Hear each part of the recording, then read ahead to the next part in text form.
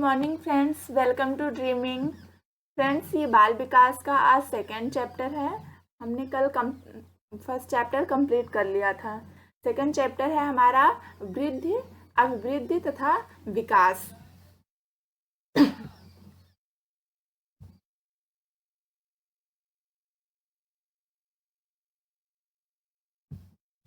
अभिवृद्धि। अभिवृद्धि शब्द का प्रयोग सामान्यतः शरीर एवं उसके अंगों के भार तथा आकार में परिवर्तन के लिए किया जाता है। अभिवृद्धि की प्रक्रिया में किसी भी बालक के शारीरिक पक्ष में उसकी लंबाई, ऊंचाई, भार तथा आकार इत्यादि में परिवर्तन अभिवृद्धि से ही सूचित होती है। जन्म से 2 वर्ष लगभग बहुत तेजी से शारीरिक वृद्धि होती है, जो पूरे जीवन में ऐसी वृद्धि किसी आयु में नहीं होती। अभिवृद्धि लगभग 18 से 20 वर्ष तक पूर्ण हो जाती है। विकास। नेक्स्ट पॉइंट है हमारा विकास। विकास शारीरिक अवयवों की कार्य कुशलता की ओर संकेत करता है। विकास प्रक्रिया के अंतर्गत किसी भी बालक की शारीरिक, मानसिक, सामाजिक, संवेगी सभी विकास सम्मिलित होते हैं विकास में।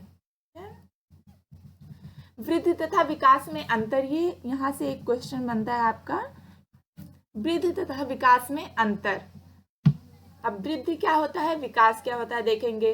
अभिवृद्धि का स्वरूप बाह्य होता है, अभिवृद्धि का स्वरूप बाह्य होता है और विकास आंतरिक होता है। वृद्धि कुछ समय बाद रुक जाती है। अब किसी व्यक्ति को ही ले लो, उसकी वृद्धि कुछ समय तक हाइट उसकी बढ़ती है, उसके बाद रुक जाती है, लेकिन विकास जीवन पर्यंत चलता रहता है। इंसान जब तक जीवित होता है उसमें कुछ ना कुछ विकास होता रहता है।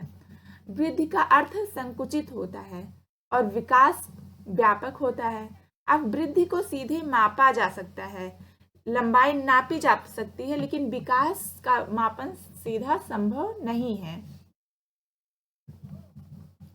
अभिवृद्धि तथा विकास के समान सिद्धांत। ये सिद्धांत है कुछ। नंबर 1 है निरंतरता का सिद्धांत, व्यक्तिगतता का सिद्धांत। यहाँ देखिए,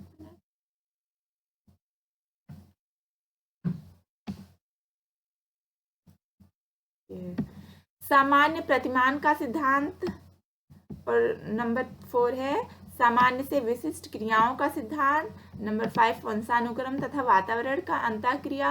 नंबर 6 है परस्पर संबंध का सिद्धांत और 7 है चक्राकार का सिद्धांत। अब हम इन सब के बारे में थोड़ा पढ़ेंगे। अब वृद्धि तथा विकास के सिद्धांत, ये किसने, फ्रायड का मनोलैंगिक विकास का सिद्धांत। इसमें कौन कौन से सिद्धांत हैं, और जीन पियाजे का संज्ञानात्मक विकास का सिद्धांत, एरिक एरिक्सन का मनोसामाजिक विकास का सिद्धांत, चॉम्स्की का भाषा विकास का सिद्धांत, कोहलबर्ग का नैतिक विकास का सिद्धांत, वाइगोस्की का सामाजिक तथा सांस्कृतिक विकास का सिद्धांत। ये सब सिद्धांत जो है अभिवृद्धि तथा विकास के सिद्धांत के अंतर्गत आते हैं। नेक्स्ट पॉइंट है हमारा वृद्धि तथा विकास को प्रभावित करने वाले कारक। अब कौन कौन से ऐसे कारक हैं जो हमारी वृद्धि और विकास को प्रभावित करते हैं। नंबर 1 है वंशानुक्रम, 2 है वातावरण, 3 है बुद्धि, 4 लिंग भेद, 5 जन्म क्रम, 6 अंतःस्रावी ग्रंथियां, 7 रोग तथा चोट, 8 पॉइंट है आपका शुद्ध हवा तथा प्रकाश। अब देखिए वंशानुक्रम क्या है, जो हमें अपने वंशानुगत माने हमारे पूर्वजों से हमें जो मिलता है वो है वंशानुक्रम। जैसे अगर हमारे पूर्वज दादा या पापा की आँख भूरी है तो फिर हमारी भी आँख भूरी हो गई, ये हमें किससे मिला, हमारे वंशानुक्रम से। और 2 है हमारा वातावरण।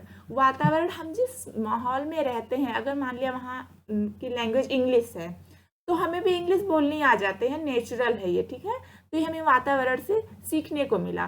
बुद्धि, ठीक है, किसी की बुद्धि तेज होती है, किसी की कम होती है, तो अपनी अपनी बुद्धि होती है अलग अलग, तो ये सबकी अलग अलग बुद्धि होती है। लिंग भेद, लड़का लड़की सबका अलग अलग लिंग भेद होता है। जन्म क्रम, और 6 है अंतःस्रावी ग्रंथियां। अंतःस्रावी ग्रंथियां वृद्धि तथा विकास को प्रभावित करती हैं।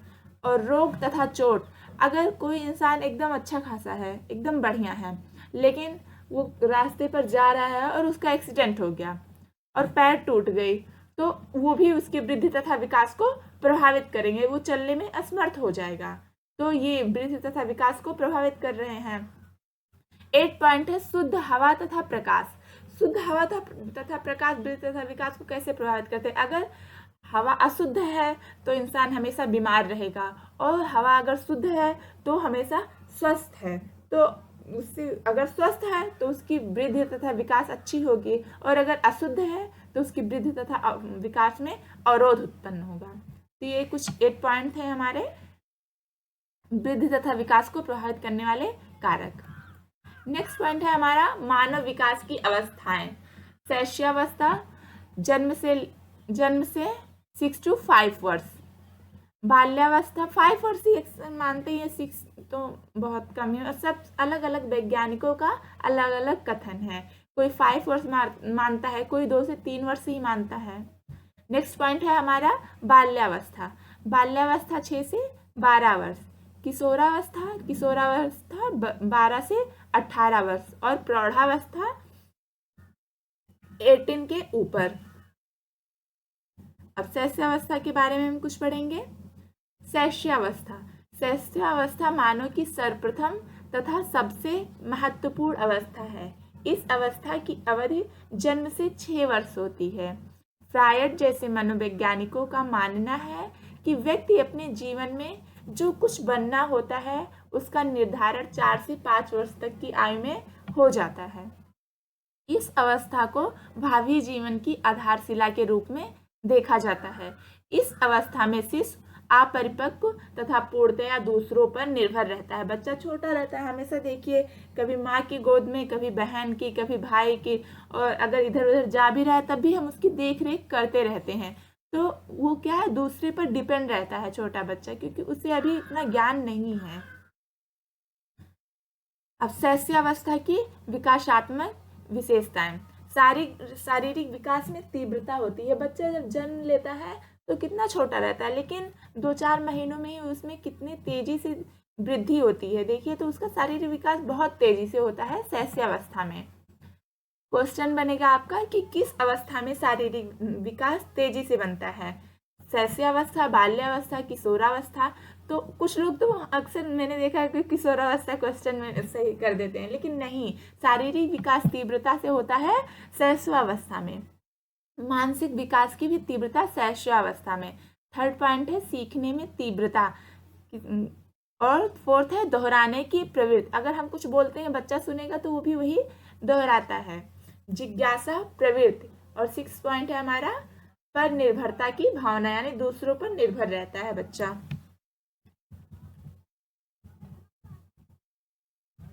नेक्स्ट पॉइंट है हमारा स्वप्रेम की भावना। शैशवावस्था में शिशु स्वप्रेम की भावना होती है, जिसे नर्सिज्म कहते हैं। वह चाहता है कि केवल उसे ही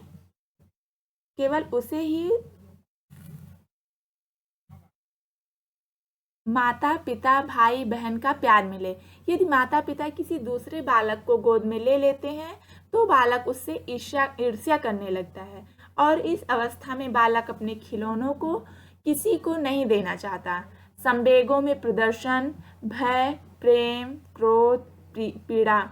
काम प्रवृत्ति में तीव्रता, बालक का झुकाव मातृ प्रेम, यानी ओडिपस भावना ग्रंथ के कारण वो बालक जो होता है, बालकों का प्रेम माता में ज्यादा होता है, और बालिकाओं का प्रेम पितृ प्रेम होता है। किसके कारण? इलेक्ट्रा भावना ग्रंथ के कारण बच्चियों का जो प्रेम होता है वो पिता के प्रति ज्यादा होता है, और लड़कों का प्रेम माता के प्रति ओडिश भावना ग्रंथ के कारण होता है। फ्रायड तथा अन्य मनोविश्लेषणवादियों के अनुसार शैशवावस्था में काम प्रवृत्ति अत्यंत प्रवृत्ति होती है, परंतु शिशु वयस्कों के समान माँ का स्तनपान करके हाथ पैर के अंगूठों को चूसकर आदि काम प्रवृत्ति के सूचक हैं। लड़कों का झुकाव अपनी माँ की तरफ होता है, जिसे मातृ प्रेम या ओडिपस भावना ग्रंथ, तथा जो लड़कियां होती हैं उनका झुकाव अपनी पिता की तरफ होता है, जिसे पितृ प्रेम या इलेक्ट्रा भावना ग्रंथ के कारण होता है। नेक्स्ट पॉइंट है हमारा नैतिक भावना का अभाव। ईमानदारी, सत्यनिष्ठा आदि का अभाव होता है। बच्चा देखिए कभी कभी डर जाता है तो झूठ बोलता है, उसे सही और गलत का फर्क नहीं पता होता है। ईमानदार, सत्यनिष्ठा आदि का उसमें अभाव होता है। जन्म के समय बालक का भार 3.2 kg होता है। जन्म के समय बालक का भार कितना होता है? 3.2 kg होता है। जन्म के समय बालिकाओं का भार 3 किलो होता है। बालक का वेट जो होता है 3.2 kg होता है और बालिकाओं का 3 kg होता है। जन्म के समय बालक की लंबाई 51.5 सेंटीमीटर होती है और जन्म के समय बालिकाओं की लंबाई 50 सेंटीमीटर होता है। शैशवावस्था को बालकों की आयु कहते हैं। शैशवावस्था को बालकों की आयु कहते हैं और बाल्यावस्था को बालिकाओं की आयु कहते हैं। शैशवावस्था में बालक अधिक लंबे होते हैं और बालिकाएं छोटी होती हैं, लेकिन बाल्यावस्था आते आते बालिकाओं की एज जो हाइट होती है या फिर वृद्धि विकास जो होता है बालिकाओं का तेजी से बाल्यावस्था में होने लगता है बालकों की अपेक्षा। ठीक है फ्रेंड्स, ये हमारे शैशवावस्था यहाँ कंप्लीट हुआ। अब हम रिवीजन कर लेंगे अपने कल फर्स्ट चैप्टर का। फर्स्ट चैप्टर में हमने पढ़ा था व्यक्तिगत भिन्नता। जिस व्यक्तिगत भिन्नता का सर्वप्रथम प्रयोग किसने किया था? फ्रांसिस गाल्टन महोदय ने। मेन पॉइंट का हम रिवीजन करेंगे। ठीक है, शरीर के रूप, रंग, आकार, कार्य, गति, बुद्धि, ज्ञान, रुचि आदि लक्षणों में पाई जाने वाली भिन्नता को व्यक्तिगत भिन्नता कहते हैं। ये किसका कथन है? टायलर का। व्यक्तिगत भिन्नताओं से हमारा तात्पर्य व्यक्तित्व के उन सभी पहलुओं से जिनका मापन व मूल्यांकन किया जा सकता है। किसका कथन है? स्किनर का। यहाँ पढ़ेंगे व्यक्तिगत भिन्नता के कौन कौन से कारण हो सकते हैं। वंशानुक्रम, वातावरण, बुद्धि, लिंग भेद, अंतःस्रावी ग्रंथियां, जात, प्रजाति व देश। अब व्यक्तिगत भिन्नता का शैक्षिक महत्व है कक्षा का वर्गीकरण, कक्षा के आकार में, पाठ्यक्रम निर्माण में, गृहकार्य देने में, निर्देशन देने में। डाल्टन प्रणाली के जनक कौन है? Miss Helen Parkhurst. और बिनेटिका प्रणाली के जनक कौन है? कार्लटन वासवर्न। अपक्रमित अनुदेशन के जनक कौन है? BF Skinner. किंडरगार्टन प्रणाली के जनक कौन है? फ्रॉवेल। अन्वेषण प्रणाली या खोज विधि के जनक कौन है? H.E. आर्मस्ट्रांग। बेसिक शिक्षा प्रणाली या बुनियादी शिक्षा प्रणाली या वर्धा प्रणाली के जनक कौन है? महात्मा गांधी। योजना प्रणाली के जनक कौन है? किलपैट्रिक। कहाँ के रहने वाले हैं? अमेरिका के। ये सब हमने कल पढ़ा था, हम उसी का रिवीजन कर रहे हैं। मांटेसरी प्रणाली के जनक कौन है? मरिया मांटेसरी। ये हमने सेकंड चैप्टर आज पढ़ा है। ठीक है, okay friends, thank you so much watching this video.